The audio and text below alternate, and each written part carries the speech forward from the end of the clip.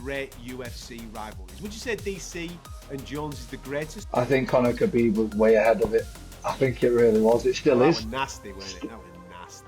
What about Chuck and Tito? What about Cruz and Faber? Cody Garbrandt, TJ Dillashaw. I was well in on that. When they all split from gyms and everybody's talking about them being snake. Bisping Rocco was a low-key good one, man. I was a massive fan for years of Jose Aldo, but McGregor made me dislike him. It was weird. It was weird.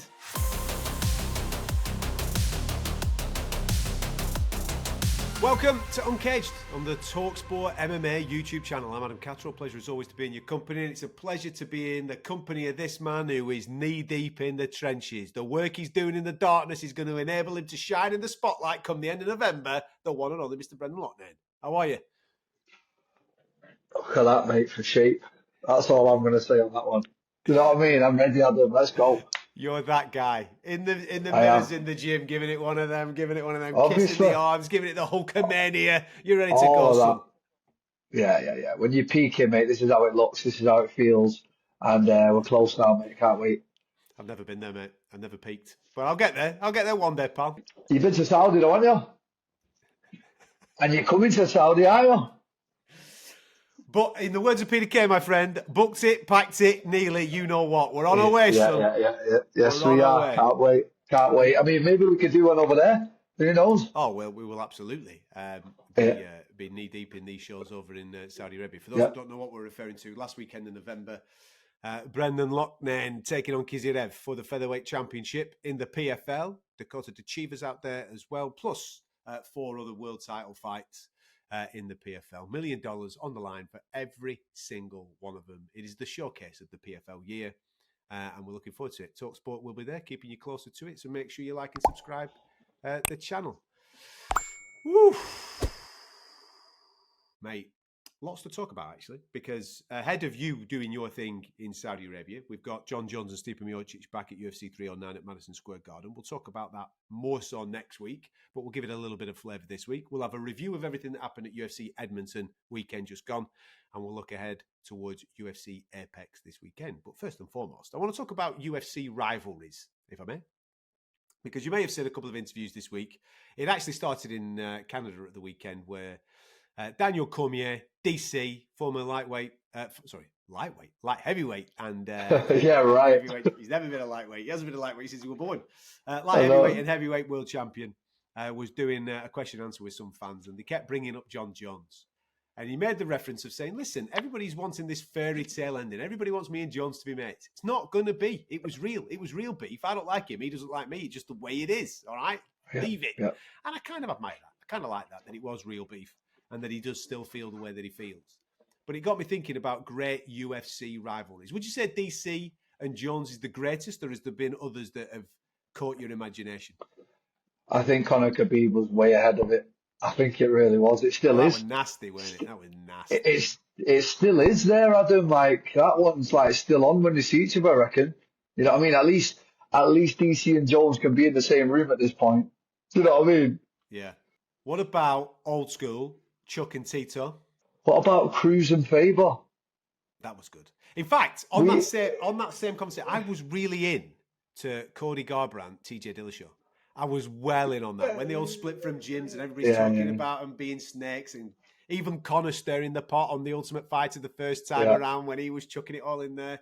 Cody Garbrandt, TJ Dillashaw was one of them modern ones, 2016-ish. That was a real nice one. You know what it is with rivalries? Like, I think they make the sport, everyone starts to forget that it is the entertainment industry as well as it is fighting. So when you've got two alphas who don't like each other, and it creates for this crazy story, and the ones we've just been mentioning, they stand out above the rest. But this happens all the time. I've had a few personal ones, Chris Wade, all real. I mean, I couldn't even imagine being in one where it would be fake. I couldn't imagine faking it. Do you know what I mean? It's like the ones that you see in the UFC, 99% the real, apart from if you call me commenting, Adam. Yeah, of course. Bisping Rocco was a low-key good one, man. That was obviously they had the rivalry. Well, yeah, but listen, Bisping's cool, and do you know something? Yeah. Luke can be cool when he wants to be cool, but every now and again it just gets a little bit spiky. And you know what Mike's like? He's brilliant at the wind-up. Oh God! And God. I don't think Rockhold has that. He's a bit too serious, isn't he? He's cool, too cool for school. He's one of them good-looking surfer type dudes. Sarcasm doesn't really transcend well over to the United States of America. And when Bisping's chucking in a couple of bombs every now and again, especially when he's got the one-upmanship of the left-hand Larry that knocked him out to become world champion, it just rubs people up the wrong way. Listen, Adam, we're light years ahead in bantam. They can't take us. Listen, Conor McGregor walked in there and shut the whole of America down with his talk. Like, we're just light years ahead. I say stuff to certain Americans and they just look at me like that. Like, English banter is its own thing, isn't it? On the McGregor thing, I was a massive fan for years of Jose Aldo, but McGregor made me dislike him. It was weird. It was weird. Just only for a split second, only for like a day or two. But McGregor was that good on the microphone and on the chat and the banter and everything that happened in Dublin. You couldn't help but get caught up in the wave of McGregor's rivalry. And I don't even think it was a proper rivalry, that. I think he has a massive amount of respect for Jose Aldo compared to where he was at with Khabib. And you just couldn't help as a fan get caught up in it and then be Team McGregor rather than Team Jose, which I had been for years. I just never, ever, still to this day, seen anybody so fast on that mic. I don't know where he comes up with it. Honestly, like, just one that sticks out at the top of my head. He was on a TV show in Ireland and Chad Mendes came on and he said, Conor, do you know what wrestling is? And he goes, yeah, I'll wrestle my balls on your chin. I thought, how have you just thought of that on the moment? Like, it's a real talent, isn't it? He's sharp, man. And that's, do you know, like what you're experiencing, obviously, when you're in the gyms, mate, and this is kind of where we've gone off on a tangent here talking about Conor, but because he was in the gym, you're in a working class gym, that is, first and foremost, in Ireland, with lads, with a dream, and you're pushing and grinding every single day. The crack is fierce every day. You've experienced it in the Manchester gyms. Crack's fierce every day, every day, every day. You're bantering with each other. You're giving each other a bit of abuse. Doing that on a regular basis keeps you sharp. If it's happening every day, which I don't think it is in other gyms around the world because they don't have that sense of humour, when it comes to that moment, that microphone moment, that TV moment, it's just there in the back of your head and you can just blast it straight out. When McGregor between 2013 and 2017 was just a joke on the microphone. Absolute joke. Like, it was like, listen, we've got, like, I am biased, I'll admit it, but we've got to give an honourable mention to Darren Till. He's up there. He's also up there. Rapid on the, he's rapid. He was another one that came in and was just absolutely flooring everyone with his chat. It still is. I'll go out with him sometimes and he'll come up with a mad little thing. I say, where did you just think of that? Like, why are you so funny? You know what I mean? I don't get it sometimes. Some people are just very natural with it, and Conor and Till really stand out for me as the two elites. On the rivalries, just to finish off, whilst I'm thinking of these, Chael Sonnen. We're speaking about people on the microphone. Chael Sonnen and Anderson Silva. I thought he was good in that. Particular rivalry. Anyway, it just took us off on a little bit of a tangent because obviously people wanting the happy ending of DC Jones. You're never going to get it. Get over it. You're never going to get the happy ending. What do you make of Ian Garry's next new fight? He's got it booked in for Joaquin Buckley, December 14th, I think it is, just to close out the year in Tampa. I was hoping he was going to fight Leon, to be honest. That's the fight I wanted. I would love to have seen, or even fight MVP.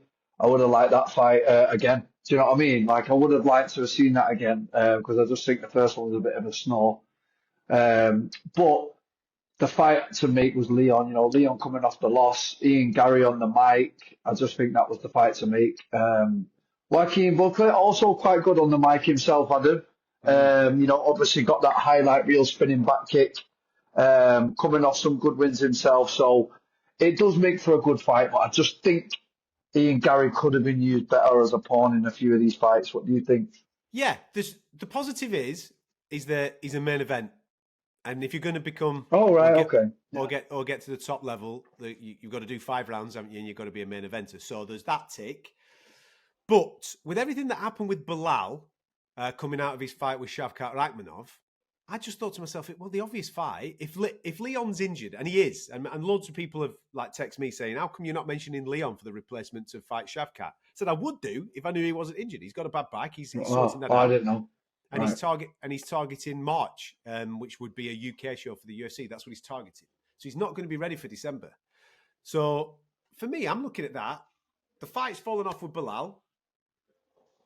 Shavkat, Ian Garry, given that they are former teammates at Killcliff or whatever you want to call that gym now, I thought would have made an awful lot of sense. I'm not a big fan of interim titles. End of the day, Bilal said he's only going to be out for 10 weeks, so there's no need for an interim title. Just have the fight, and then the winner goes on to fight Bilal. Interesting that they've gone down the Joaquin Buckley route. I get it because Ian's a main event. I think it's a path of least resistance when it comes to a win compared to Shavkat Rakhmonov from an Ian point of view. But if Shavkat's going to fight in December, mate, the week before this, I would have thought that Ian Garry would have been top of the list. Yeah, I agree with you. I agree. And it's a shame about this Bilal thing because I was like, me and you was caught up on this fight, weren't we? We had him like as the front runner. Although we know Topuria has completely run off with that note. We can agree on that, can't we, Adam? Yeah, it's done. It's done. Yeah, it's over. Yeah, let's not talk about Bilal again. Even if he first round Shavkat, it's Topuria, he takes the crown. But yeah, you're right. Definitely forget these interim titles. The guy's out for 12 weeks, mate. Relax. Why do we need to bring another belt in and cause more problems in everyone's heads? Do you know what I mean? Like, we just don't. It's not like he's out for 6 months. So yeah, I agree with you on that one. Speaking of which, because there's loads of theories going around on the internet at the moment regarding the main event at UFC 310. So for those that don't know too much about this, it was Bilal Muhammad and Shavkat Rakhmonov welterweight title. That was your main event. You had your co-main event of Alexander Pantoja taking on Kai Asakura. Two title fights on the final one of the year, UFC 310 in Las Vegas. Obviously, the welterweight title now is no longer there. So you've only got the flyweight title. We haven't got a replacement yet for Shavkat. So do you go with one title fight?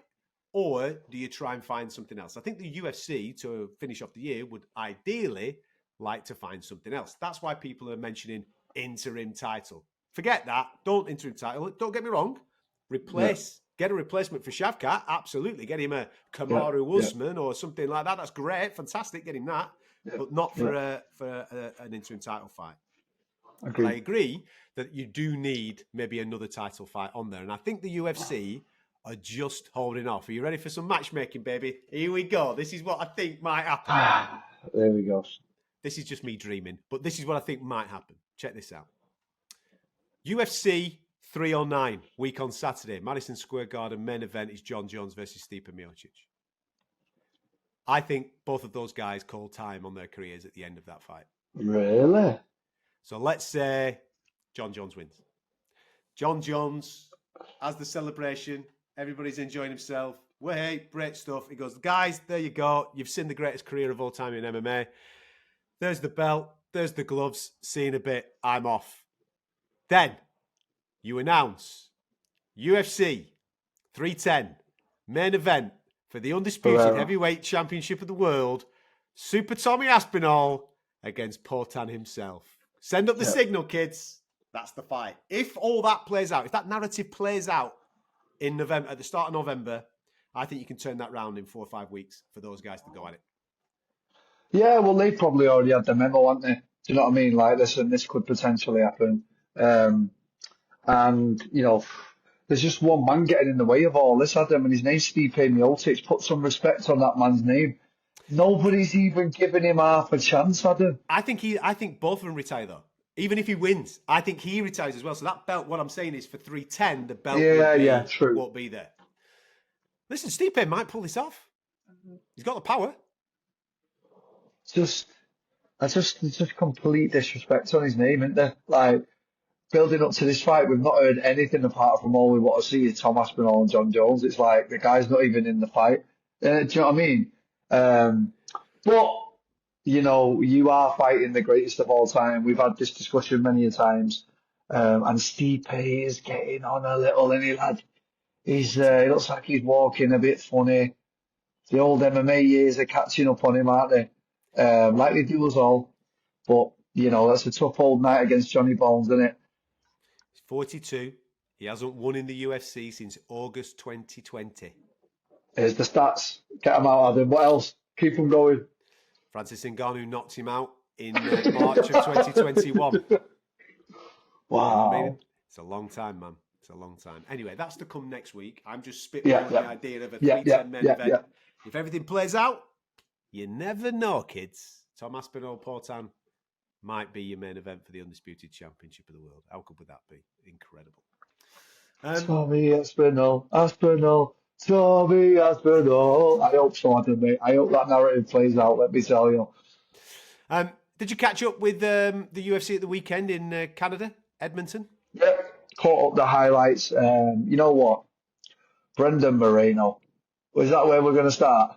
Yeah, absolutely. Go for it. Brendan Moreno, man. I mean, where do I start with this guy? He's just a smooth operator, isn't it? That performance at the weekend is kind of, I suppose it's going to be maybe the poster moment of a fighter just taking a break, taking a rest, switching off mentally, letting his body heal, getting himself sorted, and then making the comeback, because he was fighting at such a regular pace with Brandon Moreno.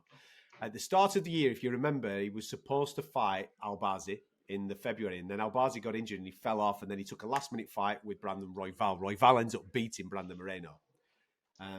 Even though Moreno's beaten him in the past. That's probably why he's gone, yeah, go on, then I'll take it because I know I can beat him. And Royval's ended up beating him, of which has derailed getting back in with Pantoja and getting himself his opportunity to fight the title again. And he came out straight away. He said, listen, my head wasn't right. I'm beat up a little bit. I'm taking a break. I might take a full year. I don't know how long I'm going to take, but I'm taking it. I'm off. See you in a bit. Don't phone me. And he went off and he's had a chill, spent some time with his family, switched off completely from fighting. And it's only the last 2 months that he's switched back on and gone, go on then. Yeah, I'm ready to go again. I'll main event at Edmonton against Albazi because I want that fight. That was the fight that I was supposed to have anyway. And the performance that we saw, mate, on Saturday night was beautiful. He schooled him. I didn't give Albazi one round. I thought Brandon Moreno, start to finish, range control, on the feet, take down. Everything about it was absolutely sensational. A refreshed Brandon Moreno really now has me excited about 2025. We've got Pantoja and Asakura as a title fight. Brilliant. There's some other runners and riders in and around this, but I think Brandon Moreno's at the top of the tree. I personally, off the back of it, will go, right, you and Royval are 1-1. You're 1-1, you and Royval. Go on then. Have a title eliminator. Winner of that gets the shot against the Asakura or your Pantoja. You won't put him ahead and put him straight for a title shot for that performance. I think I would, you know. Maybe. Like he's so refreshed and he looks so smooth on the feet and he just looked like a new version of himself, an upgrade, if you would. And Albazi's no mug, mate. I've been a fan of Albazi for a while, so to do that to him, it's the highest level of competition. I'd definitely stick him in with the winner of the next title fight. I definitely would. He was very, very good, mate. It was a long one, though, wasn't it, Edmonton? Do you want a stat on UFC Edmonton? Go on, then. Third longest UFC event of all time, mate. 3 hours and 6 minutes on the mats. Yeah, so many. Only one knockout via fist, 3 submissions, but the rest of them were all decisions. And the kicker with this, and as to why we got to such a long period of time, is if you remember when the event was made, the original main event was Erin Blanchfield and Rose Namajunas. 5-round fight. They didn't switch it back to a 3-round fight when it was now the co-main. They kept it as a 5-rounder. Right. So you've got your extra 10 minutes there as well with these two that went the distance as well, Erin Blanchfield and Rose Namajunas. So a long one for the fight fans watching it. A good one for Brandon Moreno. If you watched that, I thought he was great. Yeah. I'm going to be dead honest regarding Blanchfield and Namajunas. I actually thought Rose won the fight, you know. I thought that she nicked round number 4. People will come at me for that. I know that all 3 judges went the other way. They all went unanimous Blanchfield. But I just thought that she did enough round number 4 to nick it and nick the fight because she won round number 1 and number 2. Where do you think Rose goes from here now, Adam? It's a tough one, isn't it? It's very, very tough now, isn't it? Like, she's in such a hard predicament we talked about this on the preview. She was the girl at one point, like, when she first shaved her hair and she was doing this whole women empowerment thing and everyone was coming up to me going, I only watch UFC because of that girl. People were saying that to me. Like, she half captivated the Ronda Rousey kind of audience and she brought them on and then just took a few losses and she just seems in a bit of a sticky situation now in her life and in her career, doesn't she? Well, she moved up in weight. I mean, listen, she did incredibly well. 2-time champion in the weight division below. That's rare to be able to do that, to win a belt back that you've lost. She did that, and she did it in emphatic style against Zheng Weili, didn't she, with that head kick knockout. Then she's come up in weight, right? And I actually thought that she could have gone a little bit quicker, because it's Rose Namajunas, former champion. Could have gone a bit quicker. You could have gone into bigger fights earlier. But whenever you've met Rose or spoke to Rose, there's this I don't want to be famous vibe about her. I don't want the limelight. I don't want to be in front of the bit. I just enjoy a bit of a fight every now and again. And then I want to clear off and leave me alone, and I want to go and be a gardener. That's what she wants to do. So she's kind of gone on the Apex shows and the lower shows. I mean, this is a fight night at the weekend. Rose Namajunas is a numbered card pay-per-view fighter. That's what she 100%. is. But she was on this numbered card at the weekend. Okay, it's in front of a crowd, and she was originally the main event, so I get that. Like I said, I thought that she nicked it, but this is tough now because she's been beating off the next generation in Erin Blanchfield. You've got Manon Fiorot, who's ahead of Erin Blanchfield because she beat her earlier this year. She's next up for Shevchenko. Then you've got, obviously, the champ that's just come off the fight with Shevchenko in Grasso. You've got to look at Blanchfield to be fighting Grasso next.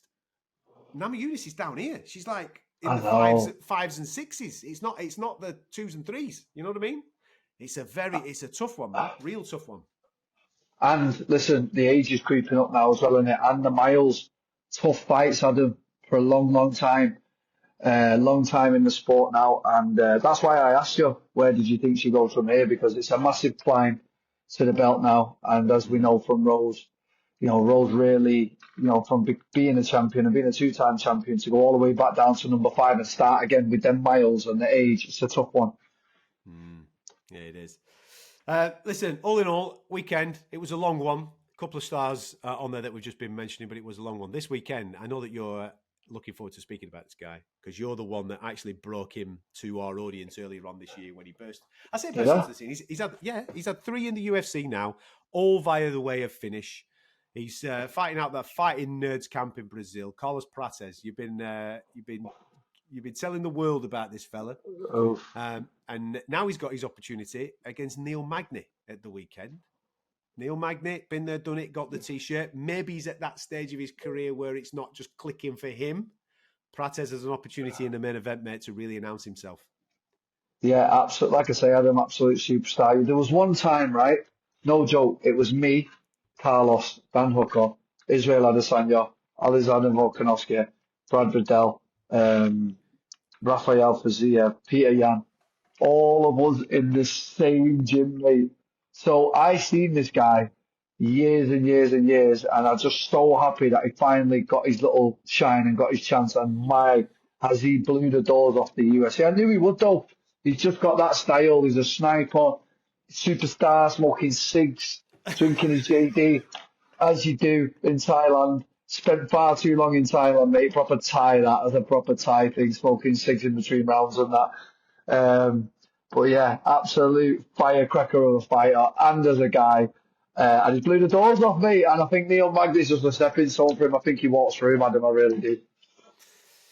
He's won these last 9, 8 of them via finish. Like I said, 3 in the UFC, all via finish. He's looked mustard. And he's in that camp as well, that Fighting Nerds camp run by Kyle Borrallo.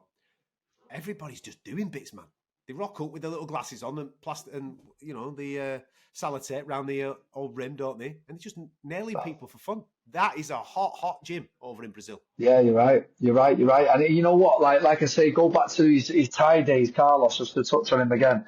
Mate, I'm not lying. He was fighting every week out here. Like every week he'd be fighting Thai.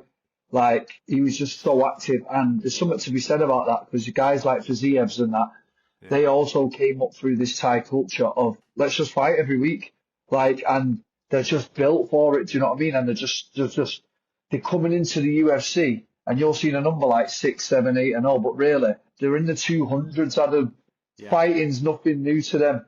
Do you know what I mean? And Neil Magny, nice stepping stone for him. Fighting Nerds, absolutely flying.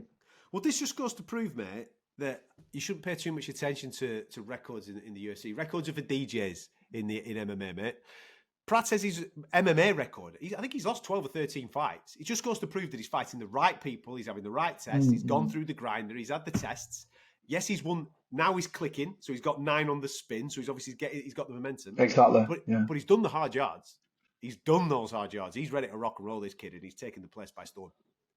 It's all about timing, isn't it? Like he was out here for years earning nothing, mate, fighting at Bangla Stadium for 500 quid. Do you know what I mean? And he's been doing that for years. So you see these couple of losses that he's got, right? That's just like the Thai culture and Thai mentality, what he's taking into it. Like, oh yeah, you lose a few, you win a few, but you gain an experience. And I think the timing's been perfect for him now. I think he's living up to his superstar status that he's getting from the UFC. And I think, yeah, like I say, Neil Magny, great stepping stone for him. Cody Garbrandt's back in action this weekend. He is one of my favourites, Cody. I just love everything about him. I think he's one of the coolest dudes that you're ever likely to meet. And he's got the touch of death in his hands. He's taking on Miles Johns. When Cody loses in the UFC, it's to the top guys. It's to the Figueiredos of this world and those types of characters. It's not to the Miles Johns. This is massive for him. He can't afford to get beat at the weekend, can Cody. He's got to come through. If he's got aspirations of still competing at the top level, he's got to come through and do the business. Miles Johns, though, what an opportunity for him. You get the former champion on your resume, mate. You're only going in one direction. He's technically good. He's got some good skills, Miles Johns, but I just think the power's with Cody. I just fancy a viral moment from him at the weekend, mate. What, one of them, like a sunset when he closed his eyes and just went, go away, bang. Like one of the best ones ever, wasn't it? And when he was doing this against Dominic Cruz and giving it the breakdance. Yeah, like he's given us some great moments, Cody Garbrandt, and all the best to him, mate. I hope he gets it done. And like you say, it's just difficult now because the names like Magny and Garbrandt and Namajunas been around, Adam, a long old time. You wonder about the hunger, you wonder about the miles, but we'll see. We'll see on the weekend. Yeah, new generation coming through. I say new generation coming through. There's a debut at the weekend for a man that did extremely well at one championship, former champion over there. I know he lost a couple at the back end of his tenure there, but he's now making his UFC debut. It's Meerschaert versus De Ridder this weekend at the UFC Apex. If you want to watch jiu-jitsu masterclass, this is your fight, I suppose. Normally when you get two elite grapplers having a go at each other, you get a substandard kickboxing match, which normally leads to entertainment. So I'm looking forward to it. Can I just be honest? Yeah. This guy, he's hard to watch, mate. He's just like, have you seen his striking at him? Are you talking about Henry De Ridder? Oh, God. Mate, he's very limited striking. Very limited striking. Great jiu-jitsu, loves the submission. That's why do you think I started talking about grappling straight away?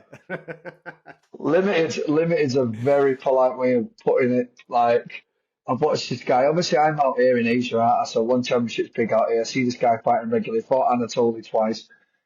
The stand-up, mate, it's just like, wow. Like, you put him in there with anyone, you could throw a punch and a kick and has a sprawl. I mean, I'm being harsh, but I'm just telling you what I see, honestly. Matchup, what? Listen, Gerald Meerschaert should win the fight because I think he's a little bit more well-rounded than De Ridder. Yeah, but they're both brilliant grapplers. I mean, Meerschaert's so underrated. I think he's, out of all of his MMA wins, he's touching 30 MMA submissions, which is ridiculous. Wow. It's ridiculous, the amount of MMA submissions he's got. So, you never know. So you have a rollabout. Yeah, have a little bit of a rollabout and we'll have some transitions. That's it. Go on, take an anaconda on that. Let's have a bit of a Yeah, they're definitely not having a striking match. And if they do have a striking match, I'm turning to tell you all. You're allowed to say that because you're a good striker. I'm not. It's bad for my eyes, mate. It's bad for my eyes, Alan. Keep an eye out for Mansour Abdul Malik. He's making his proper UFC debut this weekend. He burst onto our scene in the Contender Series. He's taking on Dusko Todorovic. Todorovic is the guy that fought Christian Leroy Duncan in London when he busted his knee and Leroy Duncan got a technical knockout victory, but it was a knee injury, really. This is his first one back. He's taking on Malik, who's a knockout king. This guy's only been out the first round once. That was in his Contender Series. He's had, I think, 6 or 7 MMA fights. He's knocked everybody out. So there's a lot of hype in and around him. But we've seen this on many occasions. They come in with Where's he from? He's an American. Mansour Abdul Malik is his name, but he is based in America. And they so keep an eye on him. We see it all the time, though. I keep saying this. Wait. Guys Sorry, I'm interrupting you all day today, but that, like what you just said then, was a very telling stat 6 first-round knockouts, and then he's one contender series fight where it's probably our 50-50. Is a what? Decision? No, he knocked him out in the second round. So he still got the knockout, but he went a little bit longer. He went a little bit longer. I stand corrected. I'll take that one back. Go on. But what I'm saying is, now that you're at the big show, we see it all the time. You see these guys coming on the regional scene, loads of hype. Look at this, one-rounders, 8-10 seconders. Let's see what he's going to do at the weekend. The kid that he's fighting knows what he's doing. So let's see if he's got the minerals. And another fighter that I love watching fight, who's fighting this weekend, is Nicholas Dolby. He's taking on Lizio Zaleski de Santos. I just love his style, man. That wide karate stance. He's a lovely lad as well, is Nick. And I wish him nothing but the best. Proper legend of a fella. Do you know what I mean? An absolute staple of European martial arts. He's been around forever. He's got a great story. You know, I remember his Cage Warriors days, and he's just a stand-up fella. And he's everything that MMA represents in Europe. Best of luck to him. Yeah, absolutely. That's how your Apex show is shaping up this weekend. There's a couple of others on there. Carolina Kovalkiewicz is fighting as well. She's been around for... We're speaking a lot about vets, aren't we, here on the show? People have been around for time, man. Gillian Robertson, she's on the show as well. They're all out. They're all out this weekend. Before we get to the real veteran fight of John Jones and Stipe Miocic. That's the week after. Wow. Like, what is it? Is this like a retirement home? Like a retirement Apex home or something? No, I have no idea what's going on. Everyone's having it, aren't they? All the old lot are out, 30 plus only now, Adam. Did you? I told you that stat about UFC champions, didn't I? That the only one under the age of 30 is Ilia Topuria. He's the only one under 30. The only one that is under 30 years of age is Ilia Topuria. Everybody is currently over that age. Men, women, all 30 plus. Remember when I told you he's the biggest star in the UFC and everyone laughed at me? He's on his way, mate. He's on his way.